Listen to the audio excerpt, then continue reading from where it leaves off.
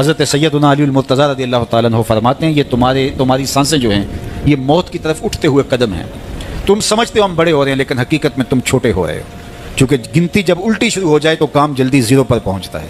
کبھی آپ اشارے پہ رکے ہوں تو 60 سے نیچے آ رہی ہو یا 70 سے یا 120 سے تو کام تو زیرو پہ آ جاتا ہے, اور جب کام زیرو پہ آ جاتا ہے تو پھر لال بتی جل جاتی ہے. اللہ اکبر. تو یہ تیزی کے ساتھ زندگی گزر رہی ہے, اور ہم کوئی 60 سے نیچے آ رہا ہے, کوئی 55 سے نیچے آ رہا ہے, کوئی 50 سے نیچے آ رہا ہے, اور جب زیرو تک آ جائیں گے پھر اس سے آگے تو کچھ بھی نہیں ہے.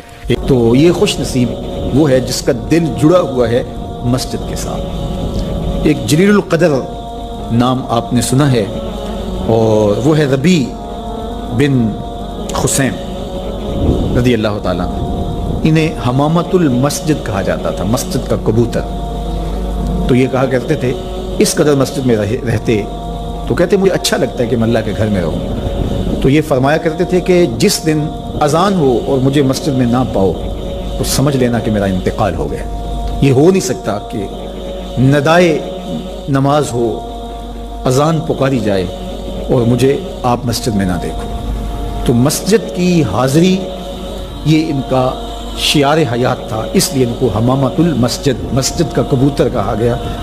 تو کتنے خوش نصیب لوگ ہیں جو مسجد سے جڑے ہوتے ہیں. فرمایا کچھ لوگ ہیں جو مسجد سے یوں جڑے ہوئے ہوتے ہیں جس طرح لکڑی میں کیل ٹھکا ہوتا ہے. تو چوب کے اندر جس طرح کیل جڑا ہوا ہوتا ہے اسی طرح وہ مسجد کے ساتھ جڑے ہوئے ہوتے ہیں. تو کبھی وہ بیمار ہو جائیں اور وہ مسجد حاضر نہ ہو پائیں تو اللہ کے کچھ فرشتے ہیں جو ان کی عیادت کرنے کے لیے ان کے گھروں میں جاتے ہیں. یہ خوش نصیب لوگ ہیں جو مسجد کے ساتھ اپنے آپ کو وابستہ رکھتے ہیں. فرمایا انما یامر مساجد اللہ, اللہ کی مسجدوں کو بس وہی لوگ آباد کرتے ہیں من آمن باللہ والیوم الآخر, جو اللہ پر ایمان رکھتے ہیں اور پچھلے دن پر ایمان رکھتے ہیں. تو اللہ اور پچھلے دن پر, آخرت پر ایمان رکھنے والے مسجدوں کے ساتھ وابستہ رہتے ہیں, مسجدوں کے ساتھ جڑے رہتے ہیں.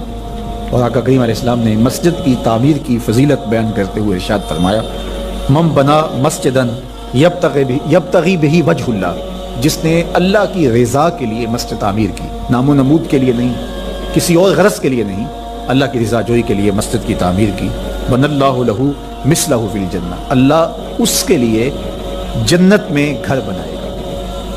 تو یہ بلکہ پوری مسجد بھی نہیں, آدھی اینٹ کے برابر بھی اگر کسی نے مسجد کی تعمیر میں حصہ ڈالا, تو ایک جانور کے گھونسلے کے برابر بھی کسی نے مسجد کی تعمیر کی, تو اس کے لیے بھی یہ فضیلت بتائی گئی کہ جنت میں اس کو محل دیا جائے گا, قصر دیا جائے گا.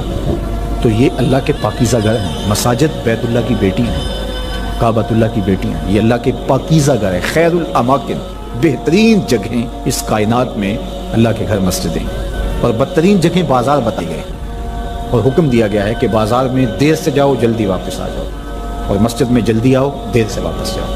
تمہارے جو لمحے اللہ کے گھر میں گزریں گے وہ عبادت میں گزریں گے, وہ ذکر و فکر میں گزریں گے.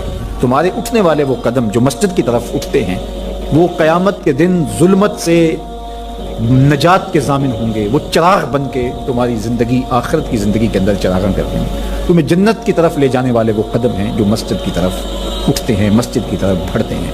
تو اللہ کے پاکیزہ گھروں کی طرف ہمارا رب, ہمارے قلب کا تعلق, ہماری محبت کا رشتہ, یہ ہمارے دین کا تقاضا ہے. اللہ اور پچھلے دن پر, آخرت پر مضبوط عقیدہ مسجد سے ہمیں جوڑتا ہے. کبھی کسی مجبوری کی وجہ سے مسجد جانے سے قاصر ہوں, بیمار پڑ گئے ہیں, مسجد نہیں جا سکتے, یا حالات ایسے ہیں جس طرح آج کل کے حالات ہیں کہ مسجد میں جانا کسی وجہ سے موقوف ہو گیا, تو مومن اس پر خوشی محسوس نہیں کرے گا.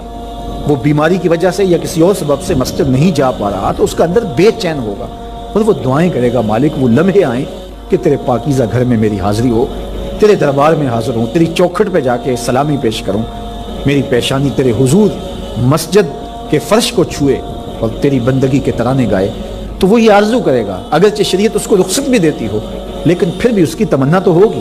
وہ اس پر شکر نہیں بجا لائے گا, بغلے نہیں بجائے گا کہ چلو ایک بہانہ مل گیا, نہیں, بلکہ وہ اس پہ خوش نہیں ہوگا, الٹا اس کی طبیعت کے اندر ایک بے چینی اور اس طرح پیدا ہوگی چونکہ وہ جڑا ہوا ہے, اس کا دل جڑا ہوا مسجد کے ساتھ. تو ایسا شخص جس کا دل مسجد کے ساتھ جڑا ہوا ہے, تو میرے اور آپ کے آقا مولا نے فرمایا قیامت کے دن جب کوئی سایہ نہیں ہوگا اللہ اس کو اپنے عرش اجتماع علیہ و تفرق علیہ.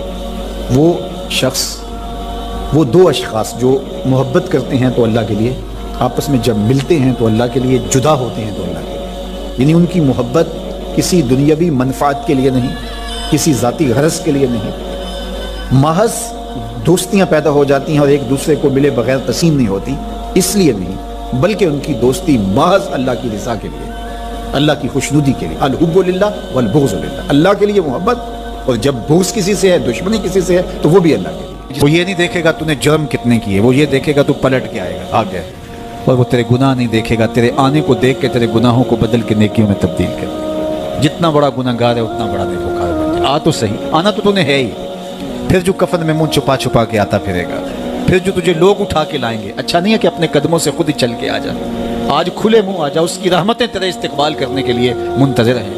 آج وہ آواز دے کے کہہ رہا ہے، آجا میری رحمتیں تیری منتظر ہیں۔ ما غرک بربک الکریم، تجھے کریم رب سے کس نے مغرور کر دیا، تکبر میں، رعونت میں مبتلا ہو گیا، تو اپنے مالک کی دہلیز کو چھوڑ گیا۔ آجا پلٹ کے، وہ کریم تجھے بلا رہا ہے، اور دیکھ اس کا رشتہ کتنا گوڑا ہے، اللہ ذی خالق کا، اس نے تجھے پیدا کیا ہے، وہ تیرا خالق لگتا ہے۔ اللہ اکبر، یعنی وہ تجھے بلا رہا ہے جس کا تیرا رشتہ اتنا گہرا ہے کہ وہ تیرا خالق لگتا ہے۔ ماں کو جو اولاد سے پیار ہے، دنیا کے کسی ترازو پہ وہ پیار تولا جا سکتا ہے؟ ماں کی محبت کا کہیں وزن ہو سکتا ہے؟ آج کل یہ آپ کے بھی تھوڑا سا آگے گزریں تو اتنے بڑے ترازو گاڑ دیے گئے ہیں جہاں پورا کنٹینر تول لیا جاتا ہے۔ تو میں دوستوں کو کہتا ہوں کہ آج اتنے بڑے بڑے ترازو ایجاد ہو گئے ہیں کہ جہاں کنٹینر توڑ لیے جاتے ہیں، پہاڑ توڑ لیے جاتے ہیں آج جدید دنیا کے اندر، لیکن کوئی ترازو ایسا آج تک ایجاد نہیں ہوا جس پر ماں کے پیار کو بھی تولا جا سکے۔ اس کے سینے میں جو تڑپتی ہوئی ممتا رکھی گئی ہے، محبت کا جو جہاں آباد کر دیا گیا، الفتوں کی ایک کائنات ماں کے سینے میں رکھ دی گئی ہے، اس کا نعم البدل کیا بدل بھی موجود نہیں ہے۔ ماں جب بولتی ہے تو اس کے لہجے میں جبریل بولتا ہے، ماں جب مسکراتی ہے تو لگتا ہے جنت کی ساری کلیاں کھل اٹھی ہیں۔ وہ سینے میں درد، وہ درک، وہ محبت، وہ کائنات، وہ انوکھا پیار جو اولاد کے لیے رکھتی ہے، یہ اتنا پیار ماں کے سینے میں پیدا کیسے ہوا؟ تو آپ کے پاس ایک ہی جواب ہوگا، اس لیے کہ ماں نے اولاد کو جنم دیا ہے۔ تو میں یہاں آپ کی توجہ چاہوں گا، جس ماں نے اولاد کو جنم دیا ہے وہ اتنا پیار کرتی ہے، تو جس رب نے خلق کیا ہے وہ کتنا پیار کرتا ہے۔ میں آپ کی توجہ چاہوں گا، مجھے اور کوئی نہیں چاہیے، صرف توجہ چاہیے گا، صرف نظارے کے لیے جنبش مژگاں بھی بھار ہے، نرگس کی آنکھ سے تجھے دیکھا کرے کوئی۔ تو میری آرزو یہ ہے کہ آپ کی تمام تر توجہ میری جانب مبذول ہوں تھوڑے وقت میں، جس شدت کی گرمی میں آپ بیٹھے ہیں مجھے اس کا احساس ہے، تو میں چاہوں گا کہ چند باتیں آپ تک پہنچ جائے۔ تو جو ماں اتنا پیار کرتی ہے وہ اس لیے کہ ماں نے جنم دیا ہے، تو جس نے جنم دیا ہے وہ اتنا پیار کرتی ہے، تو جس رب نے خلق کیا ہے وہ کتنا پیار کرتی ہے۔ تو ماں کی دہلیز چھوڑ کے بیٹا بھاگ جائے تو ماں آواز دیتی نا، پتر کہاں بھاگ رہا ہے، آجا پلٹ کے، اتنی ٹھنڈی چھاؤں کہیں نہیں ملے، اتنا پیار تجھے کہیں سے نہیں مل سکتا، آجا پلٹ کے۔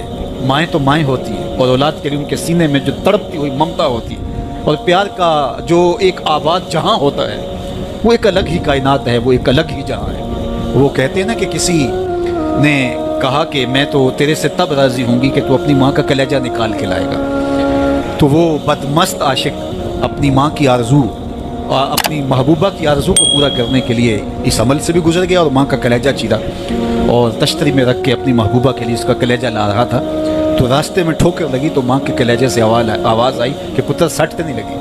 یہ ماں کے پیار کا روپ ہے، یہ ماں کی محبت کے بکھرے ہوئے رنگ ہیں، یہ چھلکتا ہوا اجالا اور نور اور روشنی ہے۔ ماں اتنا پیار کرتی ہے، اللہ اکبر۔ تو ماں کو اتنا پیار اس لیے ہے کہ اس نے جنم دیا اور رب نے تو خلق کیا دستے قدرت سے۔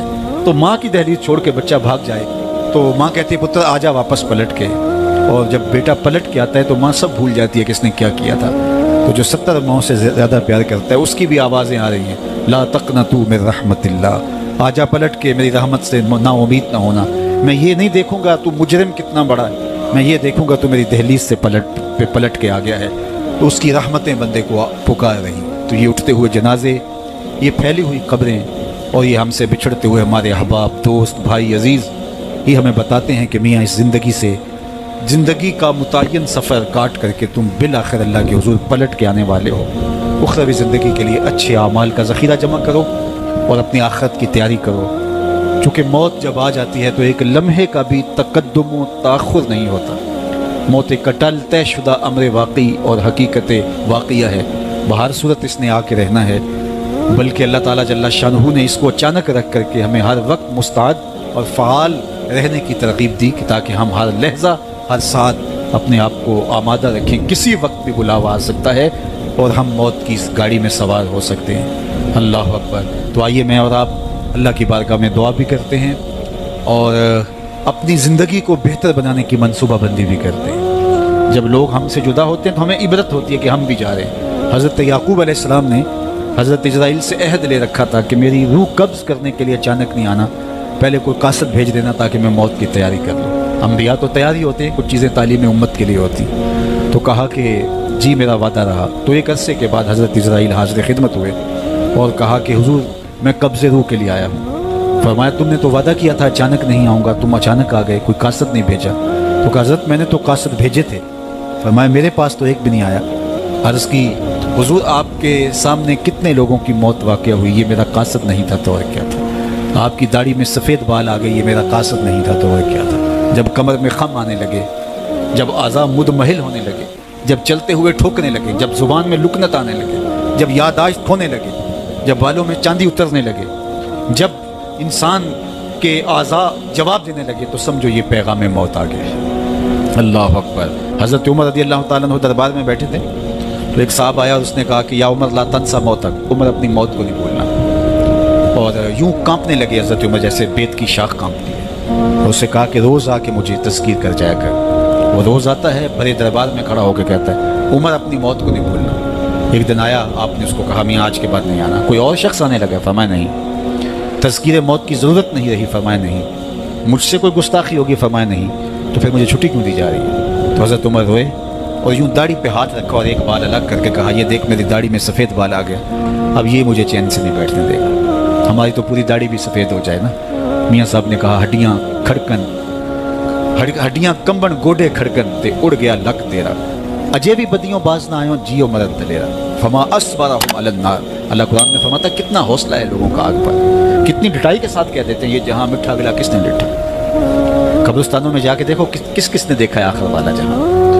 حضرت سیدنا غوث اعظم الشیخ عبد القادر الجیلانی علیہ رحمہ و رضوان فرماتے جاؤ قبرستانوں میں جا کر دیکھو کیسے کیسے حسینوں کی مٹی خراب ہو رہی ہے، جو بدن پہ چٹکی مٹی نہیں پڑنے دیتے تھے آج ان کے کفن بھی تار تار ہو گئے۔ خیر کنے فلاں و غنیمت شمار عمر، زاں بیشتر کے بانگ برایت کے فلاں نماز۔